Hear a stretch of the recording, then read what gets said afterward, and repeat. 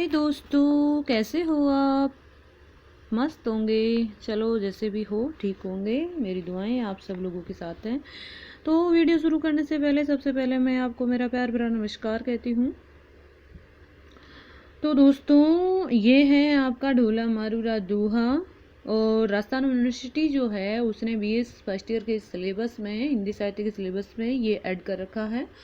तो दोस्तों, मैंने आपको कल इसके बारे में, इसकी कहानी के बारे में और इस थोड़ी बहुत कहानी के बारे में बताई थी, ताकि आपको इसके जो पदों की व्याख्या है वो अच्छे से समझ में आ जाए। तो दोस्तों, मुझे लगता है कि आपने वो कहानी तो कल सुनी ही होगी थोड़ी बहुत। तो आपने मुझे अभी तक बताया नहीं है कि वो आपको कहानी कैसी लगी। तो प्लीज़ कमेंट करके तो ज़रूर बताना। दोस्तों, मुझे आपसे एक शिकायत है कि आप पढ़ते भी हो, व्यू भी देते हो, बट लाइक नहीं करते। तो मुझे कैसे पता चलेगा? अगर आप लाइक भी नहीं करते हैं और अगर कमेंट भी नहीं करते हैं तो मुझे पता ही नहीं चलता ना कि मैं जो पढ़ा रही हूँ आपको समझ में आ रहा है या नहीं आ रहा है। और दोस्तों, जिसको समझ में आ रहा है, ईमानदारी से जिसको याद हो रहा है साथ ही साथ अर्थ वही कमेंट करके अच्छे से, और जिसको जो कमी लगे वो वैसा भी बता सकता है। वहाँ पर मैं कोई बाधित नहीं कर रही और मैं किसी को फोर्स नहीं कर रही हूँ। जैसा आपको लगता है वीडियो को पढ़ने के बाद, व्याख्या के पढ़ने के बाद में, वैसा आप कमेंट जरूर कीजिए। तो दोस्तों, जैसा कि कल मैंने आपको बताया था, ढोला मारूरा दोहा राजस्थान का एक प्रसिद्ध लोक काव्य है। जातीय काव्य भी इसे कहा जा सकता है। इसमें ढोला और मारवाड़ी की प्रेम कथा का वर्णन किया गया है। और अपने सिलेबस में जो पद दे रखे हैं, इसमें जो पद हैं इनमें मारवणी का विरह वर्णन चल रहा है। मारवणी है, इसमें ढाडियों के माध्यम से अपने प्रियतम ढोला तक अपना संदेश पहुंचा रही है। जैसा कि कल मैंने आपको बताया था कि जो मारवाड़ी है वो अपना संदेश प्रियतम तक पहुंचाती है। मतलब वो शादी हो चुकी थी बचपन में, और जब वो बड़ी होती है तो उसे पता चलता है कि उसका विवाह तो मतलब ढोला के साथ में हो चुका है, और ढोला इस चीज़ से मतलब भूल चुका है इस बात को, और दूसरी शादी कर लेता है। तो मारवाड़ी जो है वो अपना संदेश ढाडियों के माध्यम से भेजती है, और ज़्यादा बताने की आवश्यकता नहीं है क्योंकि आपको कल मैंने बता चुकी हूँ। तो ढाडियों के माध्यम से जो संदेश मारवाड़ी ढोला तक पहुंचाती है उसी से संबंधित आपके पद हैं। और नायिका विरह में जल रही है। विरह में जलती हुई नायिका क्या क्या संदेश अपने प्रियतम तक पहुंचाती है, उन सब का वर्णन इसमें किया गया है। तो दोस्तों, चलो अगले पद के व्याख्या के साथ में हम अगला पद पढ़ते हैं। तो कल मैंने आपको 2 पदों की व्याख्या बताई थी। डाडी जई सामिले युद्ध अखवी जाग जोबन कमल की, कमल का एक बार दोबारा से रिवीजन कर देती हूँ ताकि आपको अच्छे से याद रह जाए कि पहले पद में क्या था कि मेरा जो यौवन रूपी कमल है, कमल का फूल है, पूरी तरह से विकसित हो चुका है। भरमर न और इसमें मेरे प्रियतम डोला रूपी भरमर इस पर आकर बसते नहीं हैं। सीधा सीधा अर्थ ये था, अर्थात मेरा यौवन, जब कमल का फूल खिलता है तो उसके ऊपर जो भंवरा है मंडराने लग जाता है, उसका मकरंद चूसने लग जाता है और उसे आनंद की प्राप्ति होती है। वैसे ही मेरे जो प्रियतम रूपी भरमर है वो कब आएंगे, कब मेरे यौवन रूपी कमल के फूल का आनंद ग्रहण करेंगे। दूसरा में ये था कि यौवन है, दूसरे में कौन से फूल की, पहले वाले में तो कमल के फूल से, दूसरे में जो चंपा का फूल है वो, कि मेरे यौवन का चंपा रूपी जो फूल है वो पूरी तरह से विकसित होने के बाद में मोरयुक्त हो चुका है। मोर बीज आते हैं उसमें, उससे युक्त हो चुका है। और मेरे प्रियतम कब आएंगे, कब इससे कलियों को अलग करेंगे, कलियों को चूटने का कार्य करेंगे। तो दोस्तों, उम्मीद करती हूँ आपको याद हो गया होगा। कल मैंने आपको इस दोनों के अर्थ बताए थे। आज चलो हम अगले पद के वीडियो के साथ में हैं। ढाडी एक संदेश चढ़हू ढोलही लगी लई जाए। ढाडी, मैंने कल भी बताया कि संदेश वायका है, रास्ते में जाने वाली एक जाति है जो उनके माध्यम से अपना संदेश नायिका अपने प्रियतम तक पहुंचाने का कार्य करती है। तो हे ढाडियों, एक संदेश मेरा तुम मेरे प्रियतम तक लेते जाना। डोले लगी ले जाए, मेरे प्रियतम डोला तक मेरा संदेश ले जाना और उन्हें मेरा संदेश तुम कहना। पहली पंक्ति तो सभी में सेम ही है। कर्ण पाकहु कर्षण हु भोग लियऊ गरिया। इसको पढ़ने से पहले आप देखो, मैं जो बता रही हूँ उसको समझो। आजकल मतलब जैसे आजकल क्या मतलब, जिस फसल पकती है तैयार होती है, फसल पूरी तरह से तैयार हो जाती है, तो किसान क्या करता है, उस फसल को काटने का कार्य करता है ना।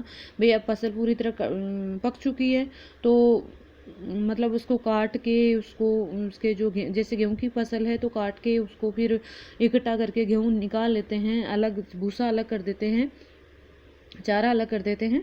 तो मतलब फसल को पकने के बाद में लोग क्या करते हैं, अनाज को पका लेते हैं और खाने का कार्य भी करते हैं। तो वैसे ही यहाँ पर अब इसमें जो अनाज है, अनाज की जो फसल है, उसका उदाहरण उसने दिया है विरह में। कण पाको कि कण है जो अनाज है वो पूरी तरह से पक गया है।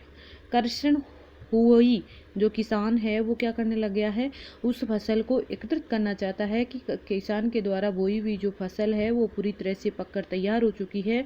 उसमें जो अनाज था वो क्या हो गया है, पूरी तरह से पक चुका है। भोग लिए घर आई, और जो किसान है फसल को जो अनाज है इसको अलग करके घर आकर भोग भी इसका कर लेते हैं। कि अर्थात नायिका इसमें ये कह रही है कि जब फसल पूरी तरह से पककर तैयार हो जाती है तो किसान उसे अनाज को अलग करके उसका घर लाके फिर उसको भोजन करते हैं, मतलब भोग करते हैं, उस अनाज का भोग करते हैं। वैसे ही यहाँ पर कह रही है कि मेरी यौवन रूपी जो फसल है वो अच्छी तरह से पककर तैयार हो चुकी है, और मेरे प्रियतम रूपी जो किसान हैं आकर मेरी इस फसल का जो अनाज है इसका कब पान करेंगे।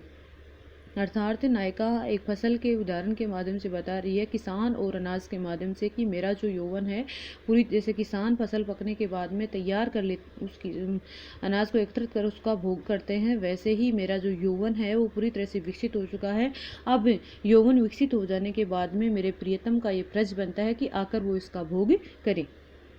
तो दोस्तों प्लीज़ कमेंट करते रहिए ना, कैसे आपको व्याख्या कैसी लग रही है।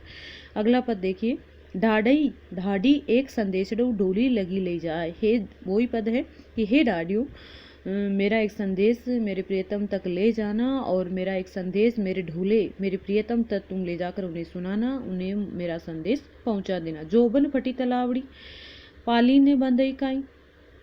देखो इसको पढ़ने से पहले एक चीज़ देखो कि जो तलावड़ी का मतलब तालाब होता है, वर्षा ऋतु होती है। वर्षा ऋतु में जब पानी की मात्रा बहुत ज़्यादा हो जाती है, तालाब में या किसी नहर में या नदी में पानी की उफान ज़्यादा हो जाता है, तो क्या होता है, नदी की जो मेड़ है या तालाब की जो मेड़ है, नदी के ऊपर जो डेम है, बांध है, वो टूट जाता है और आसपास में मतलब तबाही मच जाती है, होता है ना।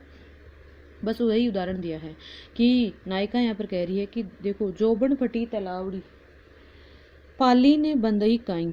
जोबन यौवन रूपी जो तालाब है, वो क्या चुकी है, जैसे वर्षा, पहले इसको देखिए, वर्षा ऋतु के अंदर तालाब की जो मेड़ है टूट गई है। हे प्रियतम तुम आकर, जब तालाब की मेड़ टूट जाने के बाद में उसे बांधा जाता है, दोबारा से उसकी पाल को बांधा जाता है, तो यहाँ पर नायिका कह रही कि मेरी यौवन रूपी जो तालाब है उसकी मेड़ टूट गई है। हे मेरे प्रियतम, तुम आकर इस तालाब की जो मेड़ है, इसकी जो पाल है, इसको बांधने का कार्य नहीं करोगे क्या। अर्थात यहाँ पर नायिका कह रही कि वर्षा ऋतु में तालाब की जब मेड़ टूट जाती है तो इसे बांधा जाता है, वैसे ही मेरी यौवन की उन्होंने तुलना किससे की है, तालाब से। यौवन रूपी तालाब की जो मेड़ है वो टूट चुकी है, इसमें पर्याप्त पानी हो जाने के कारण, मतलब वियोग रूपी अग्नि के जलते रहने के कारण अश्रु रूपी जो पानी है वो पूरी तरह से मतलब इसमें उफान मार रहा है, और जिससे मेरी यौवन रूपी जो तालाब की मेड़ है वो टूट चुकी है। प्रियतम तुम आकर इस मेड़ को बांधने का कार्य करो। तो दोस्तों इसमें आपको इन पदों में कौन से अलंकार लग रहे हैं, आपके हिसाब से इसमें कौन कौन से अलंकार हैं, तो प्लीज़ दोस्तों मुझे कमेंट करके ज़रूर बताना। अगर आपका सही होगा तो मैं आपको फिर बताऊंगी कि हाँ, अगली वीडियो में मैं बताऊंगी कि इसमें कौन सा पद है, कौन सा अलंकार है। एक पद और, अगला पद देखो, पंथी हे पथिक राहगीर एक संदेश लग डोले पे चाय, कि मेरा एक जो संदेश है मैं अपने प्रियतम के लिए कह रही कि मारवणी जाते हुए पथिक से कह रही है कि हे पथिक, मेरा एक संदेश मेरे प्रियतम डोला तक तुम पहुंचा देना। चाय का मतलब पहुंचा देना। क्या संदेश दे रही है, विरह महादेव जाग्यू, कि महादेव महादव, दव का मतलब अग्नि होता है, कि विरह रूपी महाअग्नि पूरी तरह से जागृत हो चुकी है। अग्नि बुझाओ आई, कि विरह रूपी अग्नि को बुझाने के लिए तुम आने का कष्ट करो। एक मतलब दोबारा देखो कि नायिका विरह में जल रही है, तो वो कह रही कि मेरे विरह रूपी महान देवता जो हैं, अग्नि रूपी जो देवता हैं वो जागृत हो चुके हैं और मेरी जो विरह रूपी अग्नि है वो बुझने का नाम ही नहीं ले रही है। तो हे प्रियतम, मेरे इस अग्नि को बुझाने का कार्य करो। दोबारा से देखो, मुझे लग रहा है समझ में नहीं आया होगा। नायिका विरह रूपी अग्नि में जल रही है, तो वो अपने जाते हुए पति से कह रही कि मेरा एक जो संदेश है मेरे प्रियतम तक पहुंचा देना और मेरे प्रियतम तक पहुंचा दो। उन्हें तुम जाकर कहना कि तुम्हारी नायिका विरह में तड़प रही है, विरह रूपी महाअग्नि उसे सता रही है और रात दिन उसे जो महान अग्नि है वो जागृत है, मतलब जागृत हो चुकी है, वो रात दिन उसे सता रही है। हे प्रियतम, तुम आकर इस विरह रूपी अग्नि को बुझाने का कार्य करो। जैसे आग लग जाती है तो उसे बुझाने का कार्य करते हैं, वैसे विरह रूपी जो अग्नि है इसको बुझाकर तुम आकर इसे बुझाने का कार्य करो। तो दोस्तों, मैं आपको ये बता रही हूँ क्या, मैं नहीं बता रही, इसमें ना आपको कौन सा अलंकार है, आपके हिसाब से इसमें कौन सा अलंकार है, प्लीज़ मुझे कमेंट में ज़रूर बताना। फिर मैं अगले वीडियो में आपको सही है या गलत है दोस्तों कमेंट करोगे, पूछोगे, बताओगे, तभी तो आपकी समस्या का समाधान होगा। तो मैं अगले वीडियो में आपको बताऊँगी इसमें कौन सा अलंकार है। आप सर्च करना, ढूंढना, कुछ भी करना, बस कमेंट करके बताना कि इसमें कौन सा अलंकार है, कौन सी पंक्ति में कौन सा अलंकार है। तो दोस्तों, आज के लिए इतना ही, धन्यवाद।